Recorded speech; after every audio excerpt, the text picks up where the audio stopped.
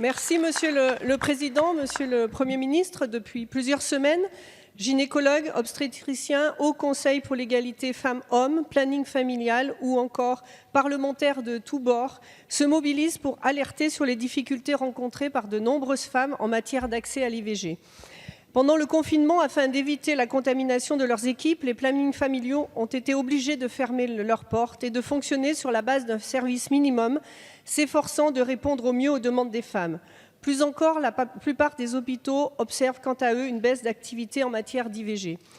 Par ailleurs, le planning familial note, lui, une augmentation de 184% des demandes d'IVG hors délai. Il ne fait donc pas de doute que le confinement a des effets délétères qui se ressentiront encore plusieurs semaines. Vous avez instauré un numéro vert, facilité la téléconsultation ou encore étendu le délai de réalisation des IVG médicamenteuses hors milieu hospitalier. Je m'en réjouis, mais cela demeure évidemment insuffisant. Il est indispensable que chaque femme puisse disposer d'une solution adaptée à sa situation personnelle. L'IVG médicamenteuse est une réponse, mais ce ne saurait constituer à elle seule la solution. Nous avons proposé à plusieurs reprises que pendant la durée de l'état d'urgence et jusqu'à 3 mois après sa cessation, l'IVG puisse être pratiquée au minimum jusqu'à la fin de la 14e semaine de grossesse.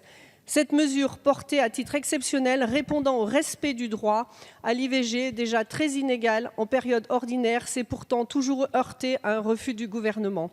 Monsieur le Premier ministre, allez-vous enfin permettre cette mesure répondant à la détresse qui s'exprime et éviter que la crise sanitaire n'entraîne un recul du droit des femmes durement acquis? Je vous remercie. Merci Madame la députée. La parole est à Monsieur Adrien Taquet, secrétaire d'État auprès du ministre des Solidarités et de la Santé. Merci Monsieur le Président, Mesdames et Messieurs les députés. Madame la députée, il n'est pas question que cette période de confinement puisse conduire à un recul des droits des femmes. Mais vous le savez, cette épidémie de Covid-19 a mis en tension notre système de santé et il nous a contraints à déprogrammer de nombreuses activités hospitalières et, le cas échéant, à reporter un certain nombre de soins non urgents. Dans ce contexte, nous avons craint, vous avez craint, un certain nombre d'associations, le planning familial, les professionnels ont craint que des difficultés d'accès à l'avortement aient cours, et à l'Assemblée nationale comme au Sénat, des parlementaires se sont fait l'écho de ces difficultés comme vous venez de le faire. En réponse, le gouvernement a agi très rapidement, le ministère de la Santé évidemment, la secrétaire d'État à l'égalité entre les femmes et les hommes, et de façon dérogatoire. Pendant l'état d'urgence sanitaire, nous avons adopté un certain nombre de mesures, vous en avez rappelé quelques-unes. Nous avons permis effectivement la réalisation de l'ensemble des consultations obligatoires par télémédecine, y compris la consultation de prise de pilules contraceptives.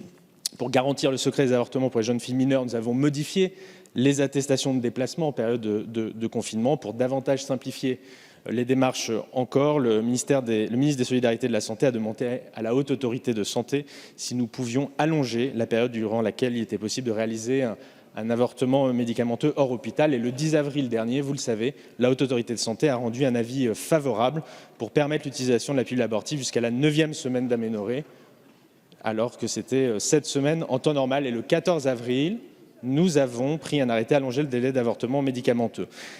Nous entendons que certains, dans vos rangs, notamment au Sénat, ont souhaité, dans le cadre de l'examen du projet de loi portant diverses dispositions urgentes, d'aller plus loin dans la période de crise. J'ai allongé le délai de l'IVG, mais cela a été dit et je vous le redis ici, le gouvernement est défavorable à une telle disposition et que ça soit porté dans ce cadre-là. C'est un débat plus large, plus global, qui doit être mené. Et depuis le 11 mai, un certain nombre d'activités, par ailleurs hospitalières, se sont remises en route.